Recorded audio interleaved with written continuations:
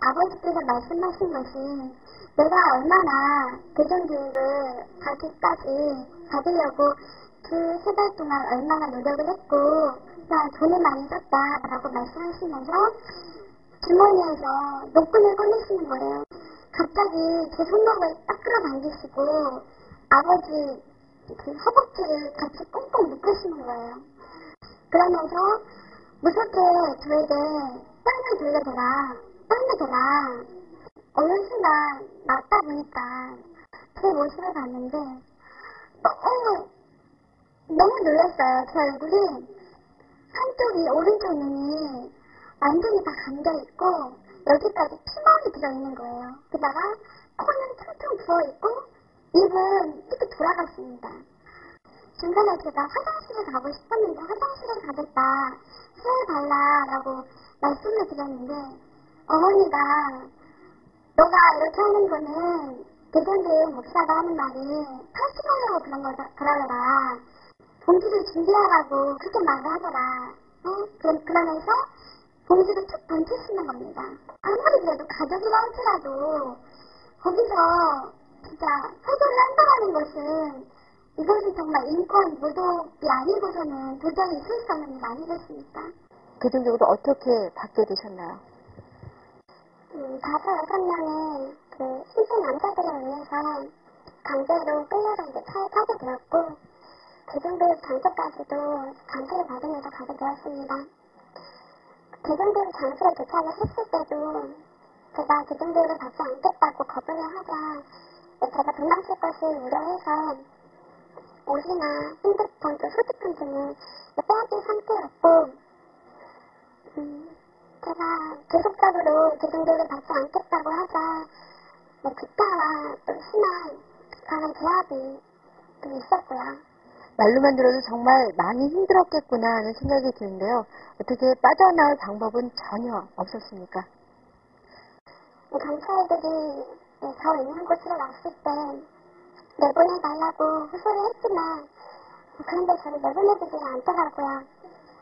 이미 경찰들과 대중교육을 하는 목사들 간에 이미 많은 수차례 안면이 있었더라고요.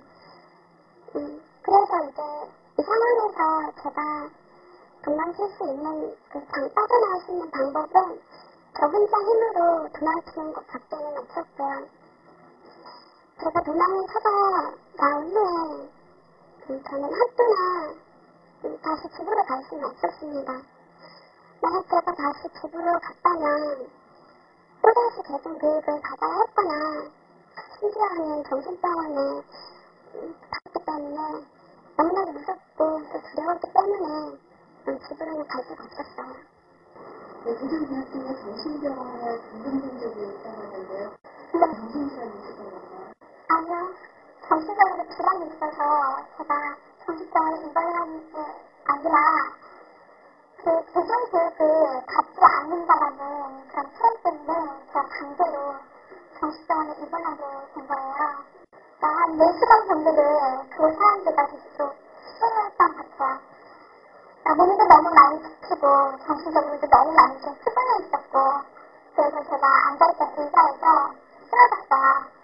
저런 식으로는 도저히 상담이 진행되지가 않겠다 나가면서 부모님을 따로 부르시더니 그러고 난 다음에 제가 바로 정신병원으로 후송이 되었어요.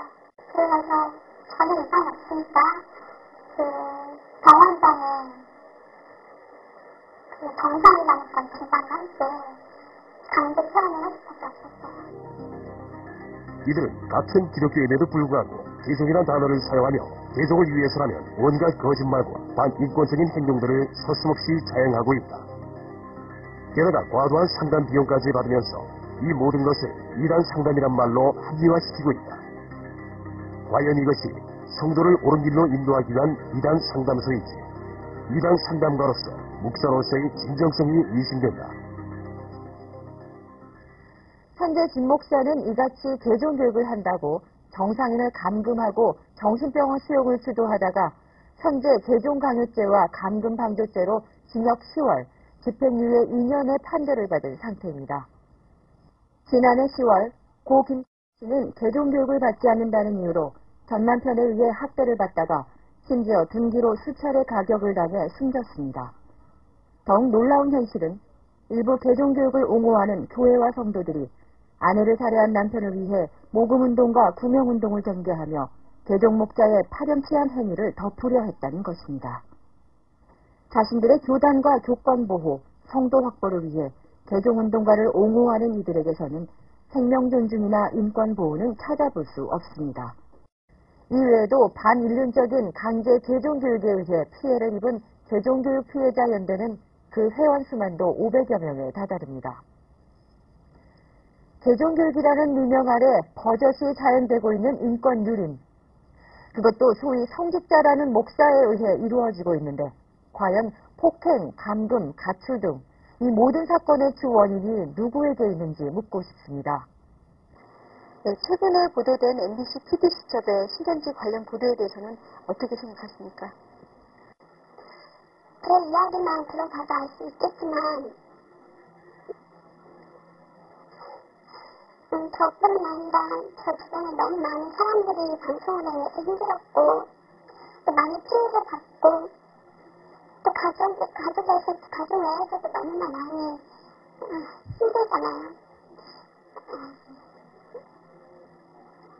정말로 가출이나 또 폭행이나 이런 걸 일으킨 곳은 신천지가 아니라 오히려 다들 비웃었던, 비웃을 했던 그런 대중교육 쪽인데 오히려 그들의 말만 듣고 그들의 편이 돼서 방송을 한 MBC가 어떻게 공영방송이라고 할 수가 있을까요? 저는 정말 아니라고 생각합니다. 마지막 피해 청년의 말처럼 과연 이런 것이 공영방송이라 할 수 있을지 MBC에게 묻고 싶습니다. 또한 일부 거짓 제보에 눈이 멀어 편파적인 방송을 제작한 MBC PD수첩은 과연 누구를 위한 시대의 대변인이 되겠다고 하는 것인지 궁금할 뿐입니다. 방송이 나간 후에 가장 피해를 입은 곳은 신천지라 생각되는데 신천지 측 현재 입장은 어떻습니까? 네, 사회적으로도 신천지가 거짓된 모습으로 이슈화되어져서 신천지 내외부적으로 많은 피해가 있었습니다. 그래서 여러 신문방송 언론의 공개 질의도 받아 지난해 9월 7일 63빌딩 엘리제홀에서 기자회견도 가지는 등 많은 노력을 한 것으로 확인됐습니다. 그리고 신천지는 오히려 여러 언론기관 및 검찰의 잦은 수사에도 최대한 협조적인 모습을 보였고 그 결과 검찰에서 무혐의로 종결되었습니다. 지금까지 살펴본 내용만으로도 PD수첩이 신천지에 대해 왜곡 보도했다는 것은 명백합니다. 그럼에도 정정 보도하지 않는다면 MBC는 공영방송이 될 수 없으며 이에 정부는 즉각 폐쇄 조치해야 합니다. 지금이라도 MBC와 PD수첩 제작진은 신천지교회에 사과하고 정정 보도하기 바랍니다. 더 이상 역사와 국민들의 마음속에 거짓말을 남기지 말기 바랍니다. 감사합니다.